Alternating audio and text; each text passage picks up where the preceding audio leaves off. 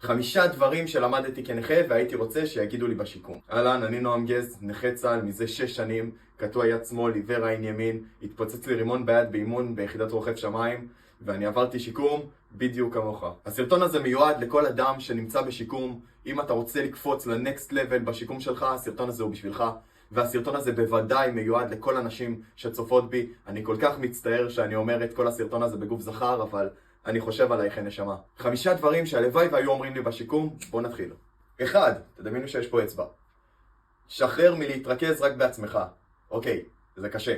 אנחנו כל הזמן בשיקום, כל העולם סביבנו מתרכז רק בנו. הרופאים, המטפלים, החברים, ההורים. אבל אלה לא החיים, אחי. אלה לא החיים, אחותי. אנחנו חיים את האינטראקציות הבין אישיות בשביל לשאול מה שלומך, איך אתה, איך היה היום שלך, מה עשית היום. אתה לא היחיד שהאסון קרה לו. האסון קרה לך, אבל הוא גם קרה להורים שלך ולמשפחה שלך ולחברים שלך. ודרך טובה לצאת מההתעסקות העצמית שבסוף גורמת לך לסבול יותר מעצמך, היא פשוט ליהנות מלשמוע מה שלום אחרים. זה הדבר שאני חושב שהכי עזר לי ויכול לעזור לך. 2. השיקום מתחיל ונגמר בך. אוקיי? אנחנו בתור אנשים משתקמים מטילים את השיקום שלנו על האחרים, על הרופאים, על המרפאים, על הפיזיותרפיסטים. יש לי היום פיזיותרפיה, אין לי פיזיותרפיה. אין לי פיזיותרפיה, אז אני יכול להתבטאת מול הנטפליקס. לא. אתה המשתקם, ואתה המשקם של עצמך. פגשתי בחור שבוע שעבר בשיבא, תותח, עומר, הולך לחדר כושר כל יום, עובד על מה שהוא צריך, כי יש לו את המטרה הזאת של להשתקם. תציב לעצמך את המטרה הזאת. אני רוצה להשתקם, ואתה האחראי הבלעדי להשתקם בעצמך. בין אם זה בפיזיותרפיה עצמאית, בין אם זה בלנסות לעבוד על הריפוי בעיסוק, בין אם זה בלנסות ללכת, לזוז, אולי לחשוב עם הראש שלך על משהו. אבל אתה המשתקם והמשקם הראשי של עצמך.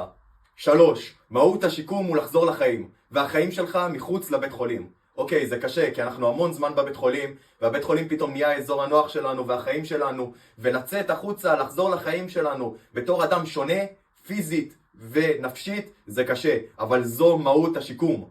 ולכן, אתה כבר עכשיו צריך להתחיל לחשוב איך אתה חוזר לחיים שלך, איך אתה חוזר פרקטית ולפעול לזה, לצאת החוצה ליום יום שלך אולי, לנסות. אני כשהייתי בשיקום, אחרי 3 שבועות בנפגעי ראש, הייתי יוצא כל יום. חוזר לאימוני ג'ודו, אני מאמן ג'ודו, חוזר הביתה, נפגש עם חברים מחוץ לבית חולים. היציאה הזאת של היום יום, לצאת פיזית מהבית חולים ולהתחיל לחיות את החיים שלך במקביל לזה שאתה משוקם בבית חולים, היא קריטית. כל אחד בזמן שלו ובזמן שהוא מרגיש טוב לו, אבל לא לדחות את זה לסוף השיקום. כי וואלה, כשאתה תשתחרר מהשיקום, אתה תקבל וואחד כף על הפנים בקפיצה מהבית חולים לחיים. אז תערב את החיים בתוך החיים של הבית חולים שלך. קריטי. 4. רק עשייה תחזיר אותך לחיים. להגיד לעצמך, אני אתחיל לעשות דברים מהחיים שלי רק כשאני ארגיש טוב עם עצמי בשיקום, זה כמו להגיד, אני אתחיל לרוץ רק כשאני אהיה בכושר. אוקיי? החיים זה העשייה שאתה עושה עם עצמך. אם אתה רוצה לחזור לצבא, תעשה את זה. ואם אתה רוצה להתחיל ללמוד משהו, אז לך על זה באינטרנט או פרקטית בקורס, להתחיל לעשות ספורט כלשהו. אתה חייב להתחיל לבנות את היום יום שלך בעשייה, כי זה השיקום האמיתי שלך. השיקום כבר בחוץ לשיקום. 5. תהנה מהתקופה הזאת. התקופה הזאת לא תחזור, לטובה ולרעה, אבל אתה היחיד שמסוגל לבחור להסתכל על זה כטובה. אני מאוד נהניתי מהשיקום שלי. מאוד. מאוד נהניתי מזה שכל האנשים עוטפים אותי. מאוד נהניתי שיכלתי לאכול שוקולדים בלי תקנה. מאוד נהניתי שיש לי את הזמן לעבוד על עצמי, לחזק את עצמי, ללמוד בעצמי, כי זה זמן שלא חוזר. לא חוזר, של העשייה והעטיפה באהבה. אני חושב שאתה ואת מסוגלים להסתכל על התקופה הזאת באור טוב וליהנות ממנו. 1. תתעניין בסביבה שלך. 2. אתה האדון לשיקום שלך. 3. מהות השיקום הוא לחזור לחיים מחוץ לבית חולים.